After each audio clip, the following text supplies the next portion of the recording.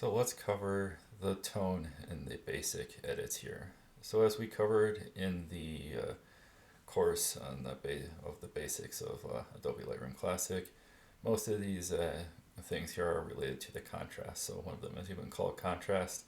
And the exposure really is just the brightness of the image. So that's the only one that might not be considered contrast. So in this image, right, we want to go through and make some changes. But first, let's do one thing.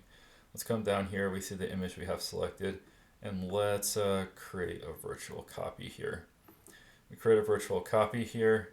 That means if we come down here, we'll have two versions of this photo. So this will be super handy for us when we're trying to compare the before and the after. We'll be able to see the full image instead of being just splitting this, and then we can do the full edit, and then we can do a one-to-one comparison between the initial image out of the camera and the final edited images. So yeah, so that's a pretty cool trick you can do here. Again, this creates a virtual copy of the image.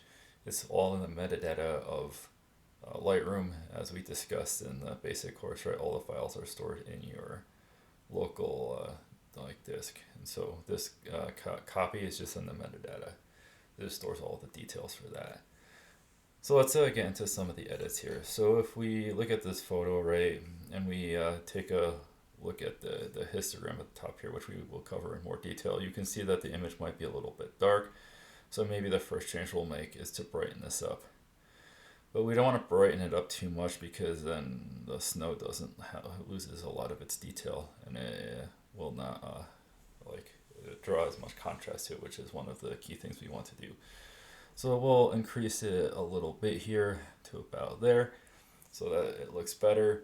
We'll see that if we do that, maybe this photo is probably having a lot of highlights, right? So the snow is pretty bright. So if we want to bring those highlights down a little bit, it'll allow us to see some of the detail.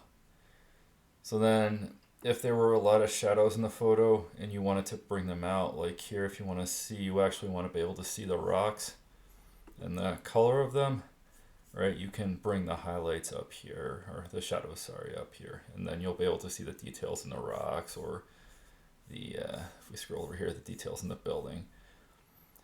But maybe that's not what we're going for in this. Maybe we want to actually bring the details down, so we are adding a little bit of contrast to this. So we can maybe make small adjustments there. So we want to be careful if we bring both the highlights and the shadows up or down, right? Like that'll have the same effect of moving the exposure up or down. So when you're moving both of them in the same direction, right? Like you might just be canceling out the exposure effect, which might be an extra editing step that you really don't need. So just keep that in mind when you're making changes to this.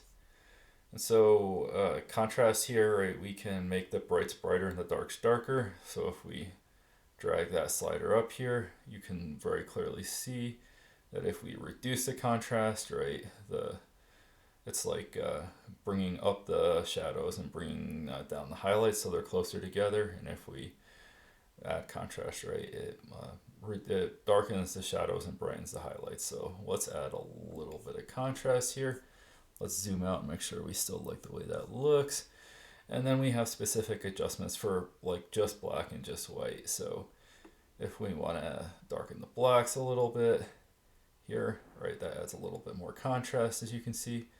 And then with the whites, maybe we want to brighten the whites just a little bit, since the whites are really what we want, one of the things we want to really stand out in this image. So if we want to do a quick comparison of just the basic changes we made here, we can quickly do switch on, off. So it started out pretty dark, and we already improved it to pretty bright here. So that's just some basic edits you can do here to the tone. We'll cover more of the details in another video.